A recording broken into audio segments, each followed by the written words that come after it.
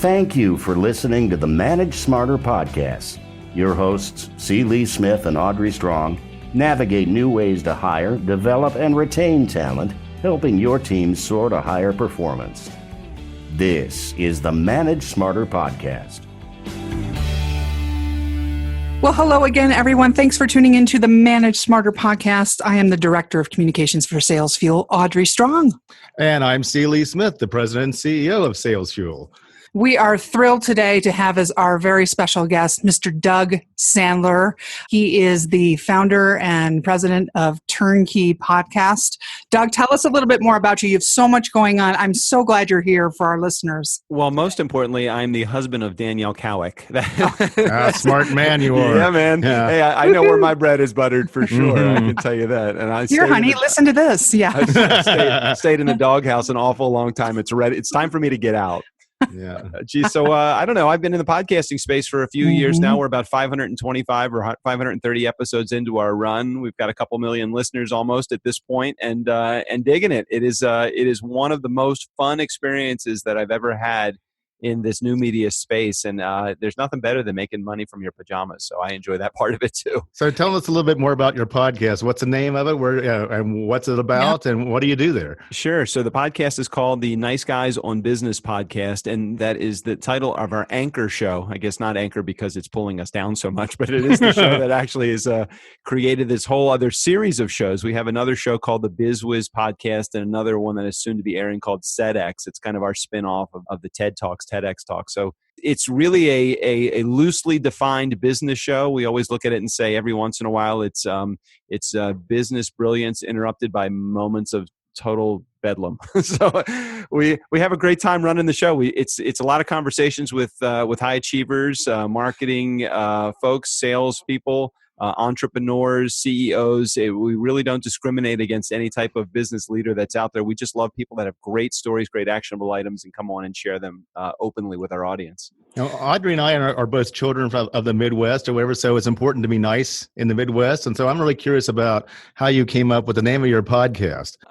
Audrey, did you have something to add to that too? No, I would like to think I'm nice, yes, but no, I think it's a really great brand that you have. I mean, who wouldn't want to be on that podcast, right?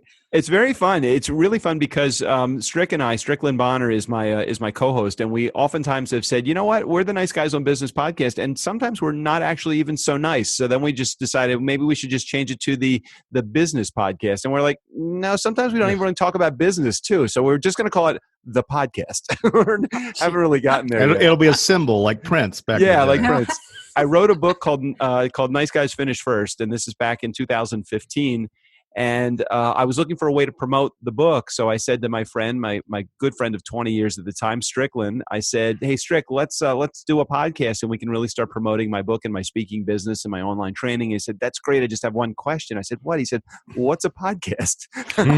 I had listened to maybe one podcast episode at that point. It might have been This American Life or Serial or whatever was out and of flavor that day.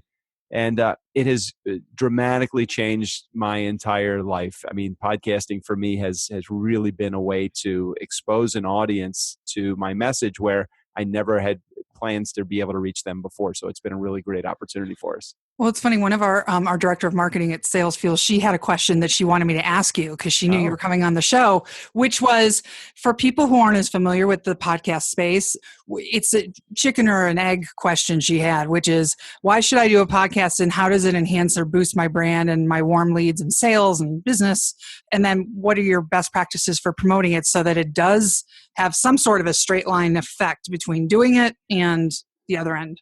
Well, you can look at it. You can look at your podcast either way. I mean, you can look at it and say, which came first, the chicken or the egg? Should I have a podcast to promote my message, or should I have a message to promote my podcast? And either way that you handle it is probably, as long as you understand that that's your strategy going into it, you'll be successful at it if you focus on the following thing. If you stop focusing on building on your audience and provide instead a valuable platform or a valuable channel for your guests to promote their business, you will get them to help you promote your podcast, which in turn is going to build your audience. So what everybody focuses on with podcasts, they focus on trying to make money through sponsorship, affiliation, advertising, donations, selling their services to their audience. The problem with that is simple. You're relying upon the behavior of your audience to take action.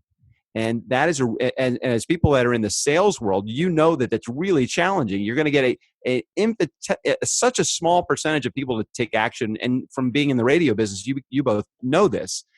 If, however, you turn the behavior, instead of waiting for your audience to take action, you take action by changing your behavior to, instead of stop focusing on your audience, you focus on your guest. Your guest becomes the primary objective for your sales strategy instead of your audience. When you do that, much higher closing rate, much higher closing percentage, and most importantly, you're relying upon your behavior, not your audience's. One of the questions that I always ask anybody that comes on this show is about a metric that they use to determine success. So it sounds to me like you're telling me that maybe the number of listeners or the number of downloads is not necessarily the metric that you want to pay attention to starting out. So what metric should you be paying attention to? Geez, that's a really great question. So you have to kind of devise what is that perfect, and you've heard this a million times, I'm sure. What is that perfect avatar? What is that perfect customer that could be the perfect person to buy your products and services? So if you're in the sales training world, maybe it is a director of sales management, maybe it's a VP of sales, maybe it's a CEO, maybe it's some leader within an organization, and you say, what are the questions that I need to ask that person to determine whether they're going to be an ideal candidate, not just for providing a great message for my audience, but for me be able to provide my services to them. So the metrics have got to be, what questions can I ask? How many great questions can I ask? Who are these people? What is my closing rate for those people? It's nothing about your audience. It's all about your guest. How many applications do I need to get to come in the door? You know, instead of looking at how many millions of listeners or how many thousands of listeners do I need to have in order to sell a product, it's how many applications do I actually have to take for people to come on my show for me to funnel down into the ideal person that would be a candidate for the products and services that I sell. That being said, one of the ways that you can get guests and potentially monetize the show, if you wanted to, would be to join a network like Podcast One or C-Suite Radio or whatever. Can you talk a little bit more for our listeners about the benefits and maybe not so great things about participating in a network? Yeah, well, I guess let's talk about the downside of joining a network. The downside of joining a network is you're spending money, again, waiting on somebody else's behavior. And there's nothing wrong with joining a network. I mean, you have a great reputation at an organization like C-Suite or iHeartRadio or Voice America or any of the different networks that are out there. The question is, if you use those networks, but you don't use them to your advantage to filter through, you know, I would use the advantage of having, let's say, a relationship with C-Suite Radio, which I have. I use that not for the audience, but I use it for the access to that level of guest. And if I stop focusing for a second on the audience that's listening to my show, but instead focus on that guest and funneling them down into my sales program, my sales strategy, my sales cycle, that's what I'm looking to do ultimately with my guests. I'm looking at the questionnaire, the pre-show questionnaire that you filled out for us, and we asked you some questions that were a little bit broader about your manage smarter philosophies. Did I answer in like a smart ass, or did I actually No, answer? they were good. You talk about tough love leadership being the number one mistake that managers make. Can you explain what you mean by that? Yeah, interesting questions. Yeah, I did love the questions that you asked on your questionnaire, and I think oftentimes that as podcast hosts are some of the things. You know, whenever I just get a link to my schedule and let's set up an appointment, and when I don't get any questions, I really don't know the direction of the show. So the fact that you guys actually had a questionnaire. Fortunately, you're a client of mine, so I would have probably advised you to. And you helped us set it up. It was awesome. You to come up with the Q&A. Going back to my original plan of what I was using my podcast for, which was to promote my speaking business and my online training program and my book. Nice Guys Finish First. The reality of it is so many leaders today are using, the critical method, negative reinforcement, to get their organization, their staff to actually take action. And I look at it and say, why don't we reverse that? Why don't we catch people in the act of doing something right? Why don't we actually show gratitude, show empathy? Why don't we be a human being with people? And right? I mean, Legi's got that. What and a concept. if you could do those simple things on an everyday basis and not fake, but actually being genuine with providing gratitude to your staff and empathy and catching them in the act of doing something right. When you can do that, you actually will have somebody that will be willing to be led rather than forcing them to be led. And I think for managers, it's really important that when we deal with people, we see ourselves dealing with people. They're not head count. They're not reports. They're not subordinates. They're not whatever. It's like they are people. And so we share the same type of issues. It's like we have things going on at home that nobody knows about if we're doing it right. And, we have challenges at work. We have challenges with coworkers and things of that nature. And so many of the same types of people things that we as managers and leaders go through, so too are the people that we are managing. And so if we view them as people, it doesn't matter what people skills you have, what managerial skills you have and everything like that. They can be used for good or for bad. It's a two-edged sword, but it's like as long as you have that caring, that empathy, and understanding that you're dealing with a person's life and with a person who has real feelings and emotions and thoughts of their own and everything like that, I think that makes all the difference in the world. So the biggest question, though, that I get, Lee, when I go out and I do my thing and speak professionally and talk about customer service and understanding it's not a department, it's a philosophy. One of the biggest things that I get is like, well, how do you do that? And I'm like, and I want to say this, I want to shake them and say, idiot, just be a human being. Exactly. It's not hard. It's like stop trying to be a manager and start being a person. Right. Exactly. Doug's also a big proponent of letting people fall flat on their faces, because isn't that where we learn the most? Although some people don't react all that well. We're doing it right here. Failure is one of those things that I enjoy so much that I've done it over and over and over again. And I think that you learn most from your failure. And if you let people within your organization fail, and you let them fail in a safe environment, you let them know that it's okay to fail, and let them know that as long as you're not quitting, as long as you are getting back up on your feet and going again, failure, most salespeople are going to experience failure many more times than they experience success in their call cycle. So why not just make it real? Tell people it's okay to fail. Just keep moving, Lo. When you're going through hell, keep going. And I think it's much broader than that. And it's not just in a sales perspective, but it's like the worst thing that you can do is feel like, okay, if this person fails or whatever, it's going to make me look bad. And so therefore I can't let them fail, or if they do let them fail, there's going to be consequences so that people know not to fail again. Nobody in their right mind really wants to set out to fail. It's not the thing that you tell yourself in the mirror in the morning, I can't wait to go out there and fail today. So what you can't do is that you can't come down crazy hard on somebody if they make a mistake or if they try something and they blow it or something like that. There's a right way to handle failure, and we can talk about that in another podcast. But the very worst thing I think you can do to your culture is to basically crucify somebody for making a mistake or having a failure. If they feel bad about it, they've handled it in the right way, they've learned something from it, and measures have been taken so that they don't make those same kinds of mistakes again, it can be a very valuable growth event for them. I think a lot of times people feel, and you hit it right on the head, Lee. I think that a lot of times people feel that being nice or showing attitude, gratitude or empathy, I think they see that as a sign of weakness. Yeah. And instead of a strength. I mean, it is really it's a character building experience to show empathy, to show compassion to someone, to actually be a human being and show that vulnerability. And a lot of people just feel that you're a yes man, or you're somebody's going to roll over you. And I argue that point all the time about. I've been fortunate. I've failed many times, but I've also been successful many times as well. And I've done that with that badge of nice as my moniker every way. It's easy to be an asshole. It takes no special talent to be an asshole. That is true. Very truly. I've always been a big proponent of people who own up to their mistakes. If we all worked in organizations where something went wrong and there was a big meeting, everybody in the conference room, and nobody wanted to just say, I did that. It's totally, this is why I did it, and I blah, blah, blah. And once the person does it the first time, and they realize it's actually a strength to do that, it's really not that scary. I think people are afraid of what might happen to them. And so, and you're right though, Audrey, that starts with leadership though. So what the leader has to do though is to make it public, so that when they screw up, they admit it in public that they screwed up, and they can demonstrate how other people basically should handle it when they screw up by doing it publicly for all to see. And that takes somebody, not somebody who's weak.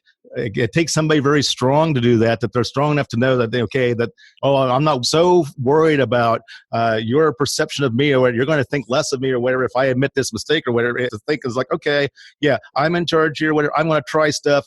well, I'm going to fail sometimes and I'm going to mess things up. Why? Because I'm a human being and so are you.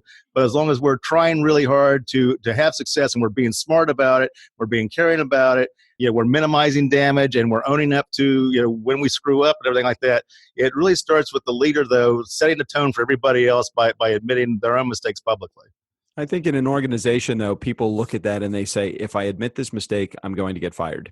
I think that if you're an entrepreneur, you say, if I admit this mistake, I'm going to lose that client. And I think we feel like by us trying to be perfect all the time and not admitting failure or defeat, I think that we feel like like everybody's got a Facebook life, right? I was getting ready to say that. Yes.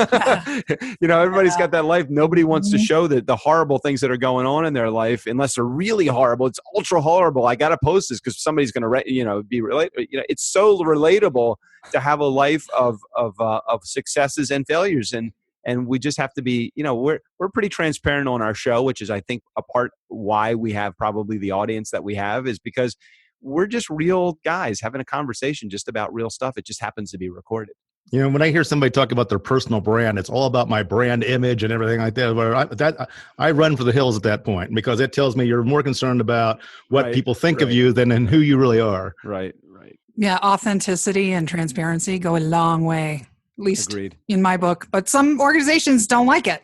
Like you said, Doug, I mean, but if you're going to get fired for doing it or wherever, you know what, that might be the best thing for you. Get the hell out of there and find some place where you're more compatible. I agree with you. I think the biggest concern is that it's one thing to say that and it's another thing to actually be living it. This I think is true. People have a really hard time because I say that all the time. Listen, if you're in a bad mood and you're showing your coworkers and everybody that's around you, you're miserable. Everybody knows. Why don't you just get out? I'm doing you a favor by telling you you have permission to leave.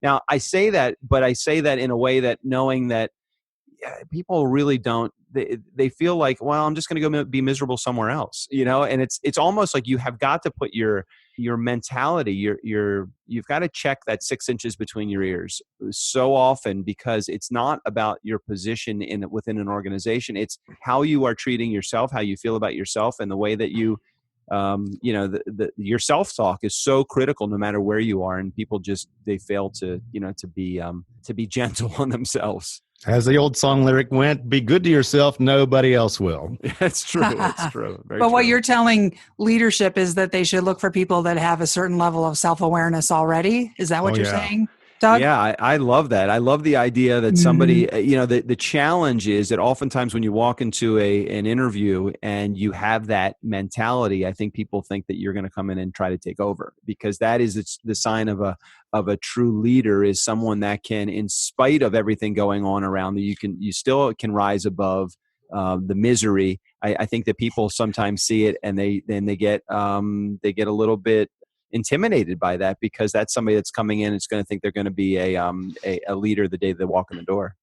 So you work with a lot of leaders in your podcast over at turnkeypodcast.com. You produce a lot of different shows. Who are some of the leaders that you've worked with that you really enjoy working with and you're producing their podcast and stuff, other than us, of course? Well, I was going to say, aside from Salesfield. I had to slip it in here because I wasn't sure it was going to come. Yeah. What's so great, and I think you just actually had Lou on the show. Lou Diamond He's great. Was one of our first clients, and he actually helped us create the entire program. And so Lou has been instrumental in us helping us build our business, whether he's been a referral in our network or beyond that. We have so many great shows. We have Connie Fife, who is the CEO of the Girl Scouts, has a podcast called Upper Al with Connie Fife. She's got a great show. John Dwoskin has a show called Think Big. We have another, Tina Martini. I love this name, Tina Martini. I want to come back as a martini in my next life. Paradigm Shift. She has a great show. We have a couple dozen really great shows, and I found that those that have podcasts that are high achievers that really understand this whole entrepreneurial game, they get it because they have great conversations with other people just like them, just like yourselves. They just can be really open and honest and not feeling like they're being too vulnerable by exposing their weaknesses on their show. And don't forget who introduced me and you. Another great name. Yeah, that's true. Jeffrey Gittimer. That's right. Wow, that's so true. That's so funny how things come together, isn't it? Mm-hmm. Well, it's been really fun launching with you, and I'm so glad that you were able to come on in the early shows. For those of you that want to talk to Doug about Turnkey podcasting. I love your Twitter handle. It's DJ Doug, everybody. Hey, everybody, I'm a DJ.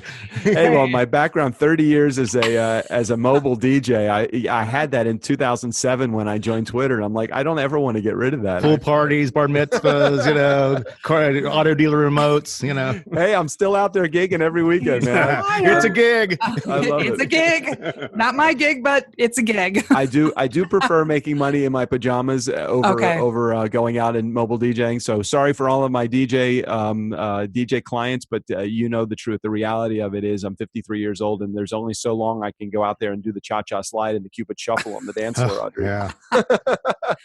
Give the other places that people can reach you. The easiest spot to get to us is just niceguysonbusiness.com. If you want to check out our podcast, it's right there. Turnkeypodcast.com is the other site for our production business too. So anywhere at DJ Doug is my Twitter handle. So however you want to reach out, feel free. Yep. And he's his own name on his LinkedIn and Facebook, everybody, if you want him. So Doug Sandler. No relation to the Sandler salespeople. Wait, yes, I am related to the Sandler salespeople. Oh, you are related. Okay. That's right. I'm sorry. I forgot. Yeah, you forgot all about my dad. Wow, that was... I tried. Okay, so for the listeners, explain who your dad is before we go. So my dad, it was Dave Sandler. He died, unfortunately, about 21 years ago. But my dad was the founder of Sandler Sales, and we ended up never having a professional relationship working together in the business. Although it's funny how things come around and go around. And now that I'm in the professional speaking business, I'll walk off a stage anywhere in this country, and somebody will say, "Hey, are you Dave Sandler's son?" Wow. It is a very interesting great. situation to walk into, but I feel proud to have been his son. And although we didn't have a great father-son relationship, we had a good mentor-mentee relationship where he really would guide me. But now that's replaced by Lee, so I feel comfortable now. Well, I would say you're already a better salespeople than many people in that franchise. So I think that you're doing exactly the right way by being authentic, providing value every day, and caring for people and helping them solve problems. So I my hat's off to you, man. I appreciate it, Lee. I'll make sure I share that information with Mattson, the guy that runs. I'm sure they'll appreciate me saying that on a podcast. Yeah. Exactly. Thanks for having me, guys. Really appreciate you as a client and having you on my having me on your show as well. I'm so used to saying it the other way. I know.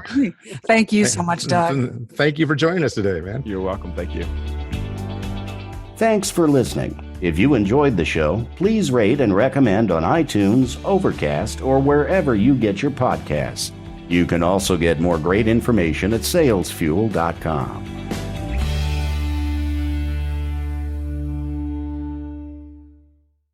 This podcast is a part of the C-Suite Radio Network. For more top business podcasts, visit c-suiteradio.com.